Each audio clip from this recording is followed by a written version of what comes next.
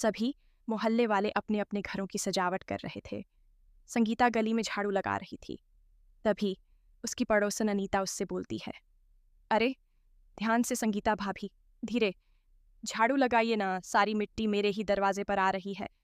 अच्छा, मैं तो घर के बाहर झाड़ू लगा रही हूँ और तुझे इतनी दिक्कत है तो खुद साफ कर ले। तभी उसका पति अनुज बोलता है, अरे भाभी, वो मिट्टी आकर दरवाजे पर बैठ जाती है ना, इसीलिए वो बोल रही है। तुम मर्द लोग तो बस बहाने बनाना जानते हो। एक तो वैसे दिवाली की इतनी साफ सफाई करके मेरी कमर दुख रही है, लो आओ खुद ही आकर सफाई कर लो।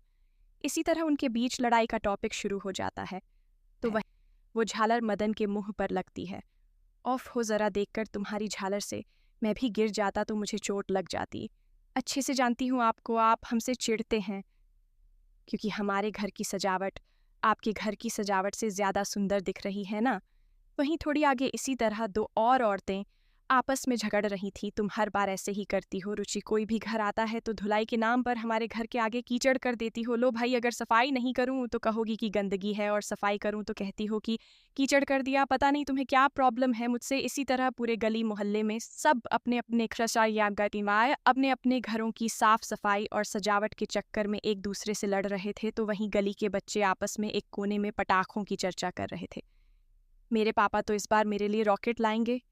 अरे रॉकेट, क्या मेरे पास तो RS-5 जाजर और अब मेरे बच्चों के भी पीछे पड़ गए। देखो तो क्या किया बच्चों ने, यहाँ पर पटाखे जलाकर गंदगी कर दी है, जिससे हमारे घरों के सामने कितने पटाखों का कोड़ा हो गया और कुछ तो घर के अंदर भी चला गया। उफ, मेरा ही बच्चा कमीना है जो मेरी बिल्कुल नहीं सुनता। चलो बंदर, इस तरह लड़ते झगड़ते दिवाली का दिन भी आ जाता है और इस दिन मोहल्ले में गुस्से की जगह मिठास की बोली सुनाई देती है। ये लो अनीता भाभी, आपके लिए मैं ये खास रसगुल्ले लेकर आई हूँ, आपको पसंद है ना। अरे संगीता, इतनी सारी मिठाई, मुझ तो लगा था सुबह के झगड़े की वजह से तुम गुस्सा हो, लेकिन तुम्हारे चेहरे से और मुंह से तो इस वक्त मिठास ही निकल रही है।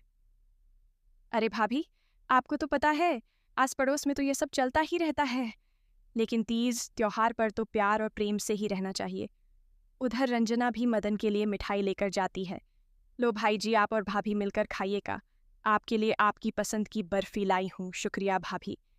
वैसे वो सुबह वाले झगड़े को मन पर मत लेना, वो तो बस ऐसे ही। अरे नहीं नहीं, ये सब तो चलता ही रहता है, लेकिन आप भी तो सबसे पहले पहले मेरे लिए मिठाई लेकर आते हैं सब, लड़ाई झगड़े भूलकर। और वैसे भी आज तो त्योहार का दिन है, इसलिए आज तो मैं बिल्कुल नहीं झगड़ना चाहती हूँ। वैसे भी आप मेरे सबसे फेवरेट पड़ोसी हो। इसी तरह रेण भी महेश को मिठाई देने जाती है।